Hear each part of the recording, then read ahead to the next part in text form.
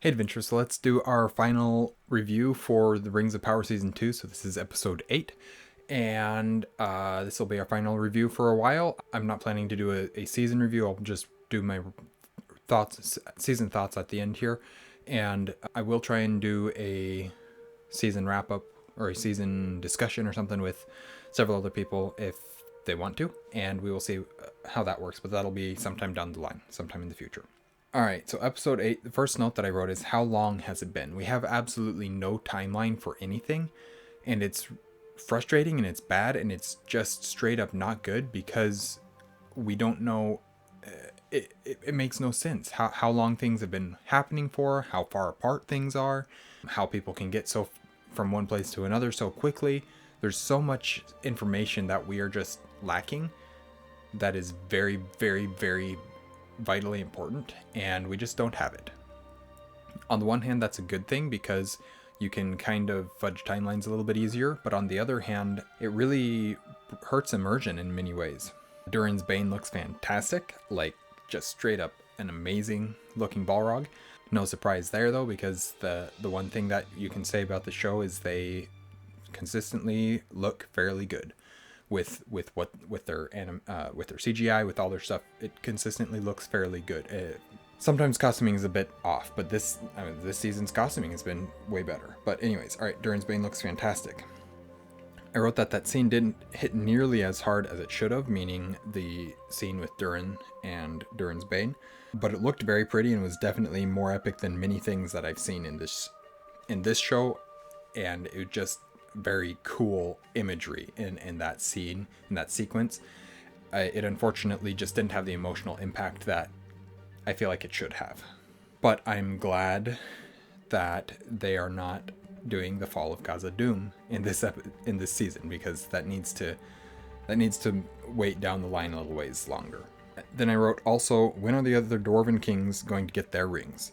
As far as we know, they've not yet been distributed. Which is confirmed later in the episode, and Durin the Fourth isn't going to distribute them now. I would still say that that's the case, except that the end of the episode kind of does imply that maybe he would be willing to distribute them. I'm not sure. He's not sure, and that seems like a change in his character, an unexplained change. I'm not entirely sure. There's also I feel like there's a very short amount of time to conclude that part of the story, but when you think of it as the story that was being concluded was the destruction of Durin the Third and the rise of Durin's Bane. If that's the story that's being concluded, then it's okay for it to conclude at that point. That's understandable. The seeing the corruption and the fall of King Durin the Third, it makes sense, even if it was rather quickly paced and completed in the first 10 minutes of this episode.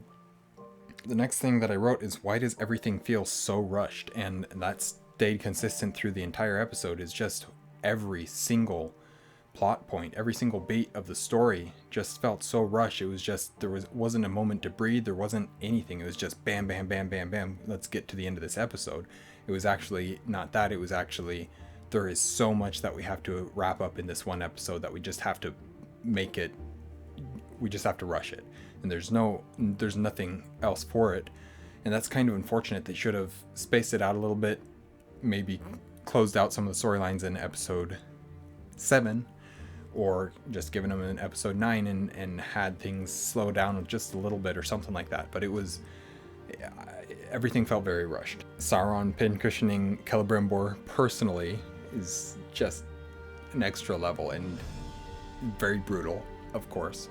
That whole sequence with Sauron and Celebrimbor there, brilliantly acted.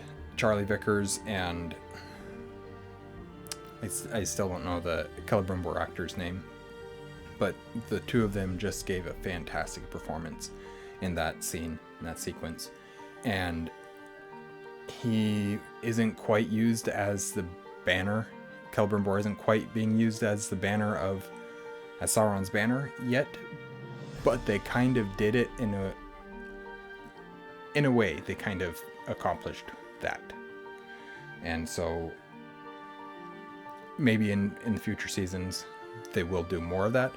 Maybe not, I'm not sure, but either way, very brutal sequence, very fitting for Sauron and for Celebrimbor's end.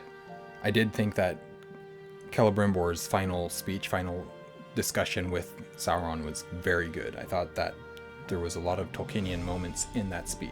And I just wrote Charlie Vickers again because his performance was, it really was, that was an incredible performance. And his performance isn't nearly as good with anybody else, but with Celebrimbor, his performance is fantastic. I see, I 100% see why they chose Charlie Vickers for the role of Sauron. And then the way that he delivers the line of, "What's your name, Uruk?"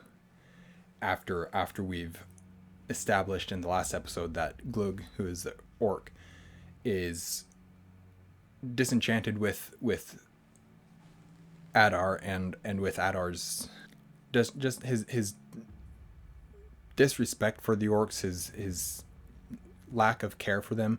He acts like he does and he tries to, but then it's Glug can see through it and can see through to just, oh, this is, we just see Adar being Adar and hating Sauron. So seeing Glug be the one to come in and find Sauron, which I knew he was going to, and I know he was going to be the one to be corrupted, it was a good moment. And then the way that Sauron then immediately turns that upon Glug to the point where he's just like, "Yeah, what's your name, Uruk?" and calls him Uruk instead of Orc. And it's just, some decent writing in this final episode. I'm happy to be able to say that. I will admit I'd completely forgotten about the Southlanders storyline. I just completely 100% forgot about it, and the fact that Isildur, I hadn't technically forgotten that Isildur was still in Middle Earth, but especially since they keep bringing him back up or keep doing stuff with his family in Numenor, but it really wasn't a major part of the story ever, and so it kind of just got pushed off to the side. So yeah, I just completely forgotten about the Southlander storyline. I also wrote that I actually no longer dislike Theo. This is the first time in the season, in the show, that Theo has been on screen and I haven't been like, just get away from this character already.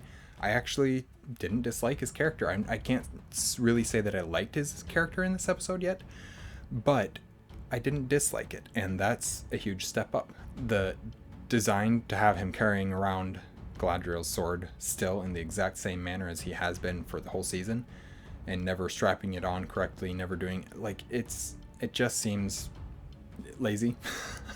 It's like, oh, this is his character now, he's going to carry this sword, and that's the only character trait to him in some ways, and that's whatever. It's neither here nor there, but it's just something that I noticed and still don't care for. I also noted, why can the orcs now go out in the sunlight? So we established last season that they can't go out in the sunlight. They erupted Mount Doom so that they could go out in the sunlight in Mordor, where the ash has covered the sky and the sun can no longer get down to the earth. But that is not the case in all of those other places. In Eregion, there's still sun. So how come the orcs can come out in daylight now? Just, I don't know, just a little thing that I noticed and it seemed weird. So then I wrote, why do we never get to see Adar fight? This is a problem that I have all the time with TV shows and movies all the time. The two biggest examples that come to mind are Rings of Power with Adar now, and Merlin with King Cedric, I think, or Cedric. I don't remember if he's king or not. Played by Tom Ellis in Merlin, but they set up these characters and make them super interesting to some degree, or cool or something, and they set them up in a way that it makes you want to see them fight. And I understand that sometimes the story doesn't lead them in such a way so that they should fight, but there's also a concept within storytelling, and I don't know how to word it properly, but I know the basic idea, and that's if you come into a room and you see a gun sitting on the counter or on the wall or something like that, the audience expects that gun to at some point in the show go off, or else why is it there? And if it doesn't, that causes serious disappointment and causes our brains to not understand the story correctly because there's a piece that's missing to that story. And that's the same thing that happens with these characters, where these big evil bad guys come and we never see them fight any of the heroes. The most that we've seen Adar do is he caught an arrow from Galadriel, or he stopped an arrow before she'd shot it. I believe he caught an arrow one time as well. And he beat up and nearly killed Arondir. But it was like bam, bam, bam. Like, not even enough time for it to truly matter. He didn't really fight Elrond, even. And so, like, we didn't get to see him fight anybody. If we'd gotten to see him fight Sauron, okay, that's something. That would satisfy our desires as audience members to see that fight happen. But we didn't. And so it's kind of frustrating that they killed him without giving us that opportunity to see that fight that we've been waiting for since the first time he showed up on screen. And that's the same thing with the character in Merlin. And it's something that sticks in my brain all the time. And I'm like, why couldn't we just see this once? Just show us why these characters are so cool, so powerful, so important. And yet they don't. And that's something that will forever frustrate me when people do it. And I understand it is a little bit different concept than the gun on the table that I was talking about, but still it's that same sort of idea.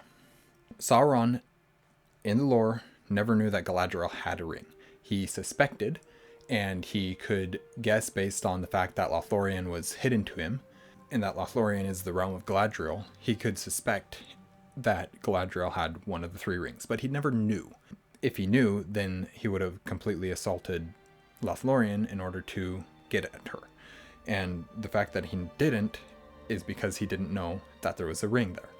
And so having Sauron know about Galadriel's ring, I don't like that. That's a lore break. That within the story that they're telling of the show, okay, but it's not really acceptable within Lord of the Rings.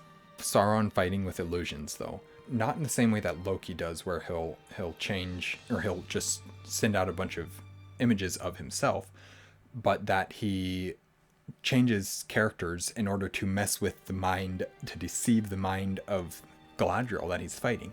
That was really well done in the fact that he started out with Halbrand, and Lord Halbrand, who Galadriel fought alongside. That was very interesting and very, very well done in terms of a storytelling perspective through that fight scene, even though there's issues. I have other issues with that fight scene. Again, I wrote, there's really no timeline at all. There isn't. There's just absolutely no timeline with anything in that show. How do the characters get from one place to another? How do the dwarves that are in Moria get from Moria to Eregion in the middle of the battle, when they're not prepared for war, when they're not ready, when they've been dealing with the death of Durin for the entire time that this battle has been going on, and yet somehow they still make it to Eregion in time? They need a timeline. They really need some sort of timeline to make things make a little bit more sense. If it was the next morning or something, or the evening when all the dwarves arrived or something, that would make a little bit more sense, but they just had nothing.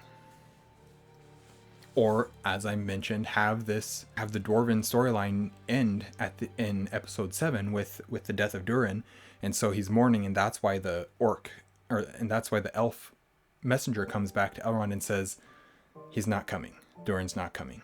Then have later in the episode the dwarves show up because they did come, and you could do things by twisting the timeline and making things come a little bit more chronologically rather than have pieces in every episode, pieces of each storyline in every episode. You could tell the story better and make it make more sense. And it wouldn't be that hard to do.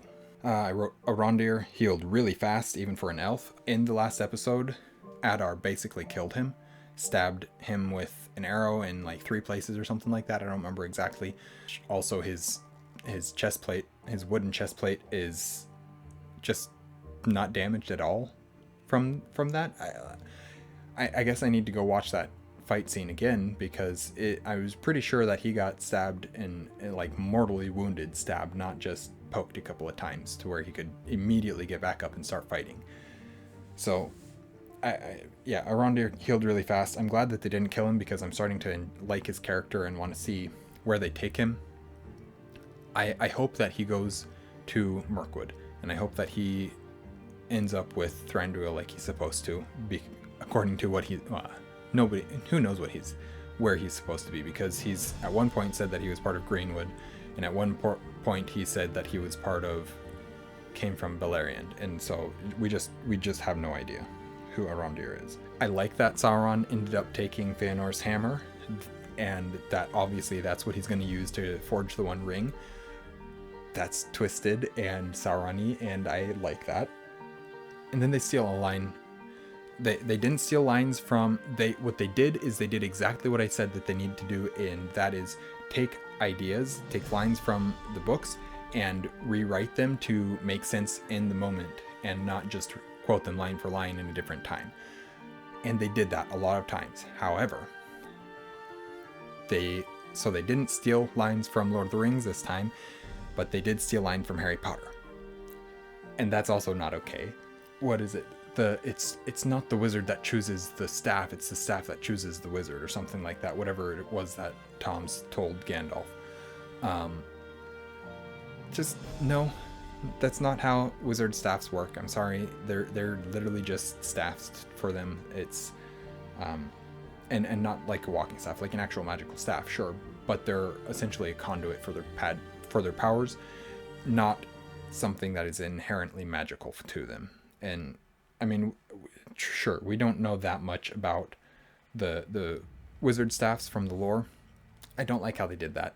Again, it's just Nori sitting there under the tree, throwing stuff around, and she throws the stick down on the ground conveniently so that Gandalf can come nearly step on it, come kick it, stub his toe on it, and at the end, and just like, it's not the worst thing ever, but it's definitely not the best. Gil-galad absolutely roasts Galadriel, and in one of the best lines of this show, he says, "I've never known you to be such peaceable company." And it's such a good line, such a good moment.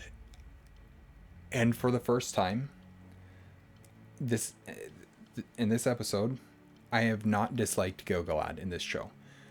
For the first time in this show, I have not disliked Gil-galad, and that is something impressive. And finally, because Gil-galad is such a cool character in the lore, and this guy, I mean, he's doing a fine job with the portrayal that has been written for him, but it's not Gil-galad. And finally, this episode, we saw Gil-galad.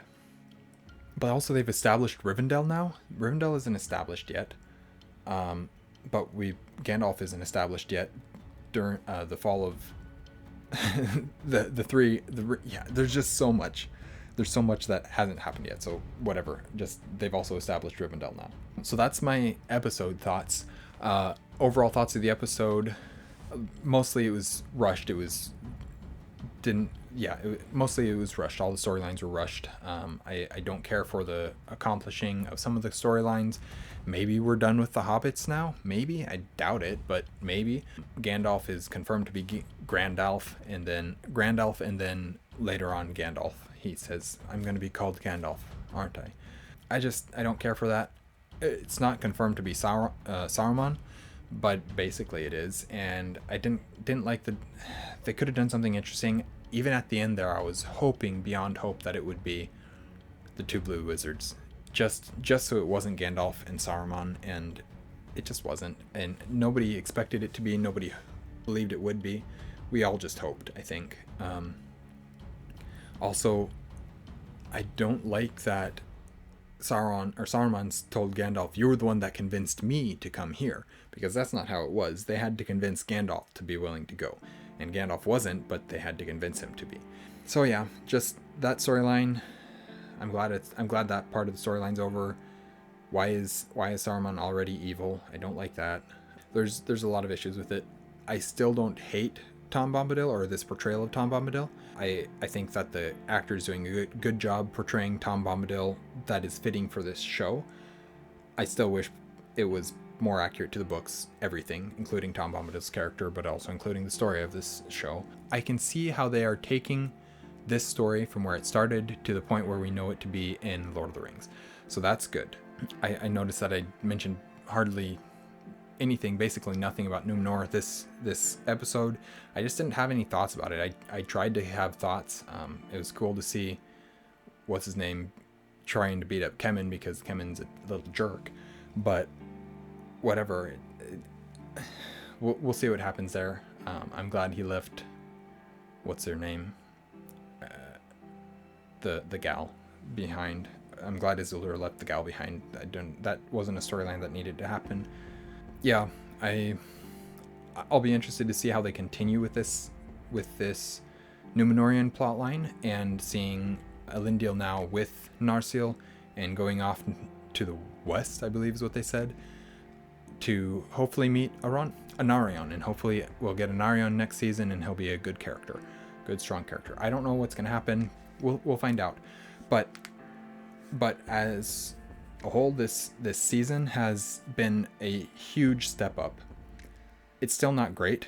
I can't say that this is a great show, especially with season 1 still coloring all of everything going forward. But season 2 was a huge step up for sure, in the writing and the acting especially. We got some fantastic performances from really all the characters, but especially Sauron and Celebrimbor. Those were by far the two standout performances in this season. We got some expansion of the lore. We got some things trying to move a little bit closer to what the actual lore says. They seem to hopefully be kind of removing the idea that the mithril is created from the roots of a tree. That was that whole mithril debacle. Hopefully they can continue this upward trajectory with season 3. And am I excited to watch season 3? I don't know, but I am at least not so just why did they do it this way? At least I can see what they're doing. I can understand a little bit better what they're going for with this show now. And they did some serious course correction in season 2. It needs a lot more. Absolutely, it needs a lot more, but it is better. I'd fully admit that. I guess I should do this episode thoughts or episode ratings for as an episode of a fantasy TV show. I put like an 8 of 10. And I think that's mostly, it was rushed. Everything was rushed. There was some things that I didn't care for, some plot lines that were just, and maybe that's just my Tolkien brain back saying, this is not Tolkien. This is not how it works. I fully accept that that's probably into there somewhere, but I can't in good conscience give it more than an 8 out of 10, even though it was a decent season finale. An 8 of 10 is still high. That's still fairly high. As an episode of Lord of the Rings, I think it's got to be about a 6 of 10 again. Just some lore things that I didn't care for that really tank it in many ways. But at the same time, we are getting some lore things that they're not accurate, but they're accurate with what's going on in the show, and they're less inaccurate to the lore of the books, and they're kind of trying to move them in a way to get us to lore accuracy in the books, or with the show. And so overall this season, like I said, I think episode, or as a fantasy TV show, I think an 8 of 10 is probably about where this show sits as a fantasy TV show. Much beautifuler. I didn't see nearly as many issues with the CGI and whatnot, so that was good. But yeah, I'd say like an 8 of 10 for a season of fantasy TV show, and probably about a 6 of 10 for a Lord of the Rings something or other. Maybe a 5 of 10, somewhere between like a 5 and a 6 of 10 for a Lord of the Rings related something. So overall, positive, largely positive direction. Not perfect, not even great, but better, significantly better than season 1. So yeah, that's my thoughts on Rings of Power season 2 episode 8, and also season 2 as a whole. I'm undoubtedly talk more about this. I'll try and do a live stream like I mentioned I want to try and get Renfail and Liam and Chaz back if I can, and maybe if there's some other people that want to join, maybe Shannon would want to, I don't know. We'll just dig in. I'll just ask some people if they want to join on with this again, and we'll hopefully do another live stream in the future here. Anyways, thank you guys for watching an Erudite Adventure. We will see you guys again soon. Stay well.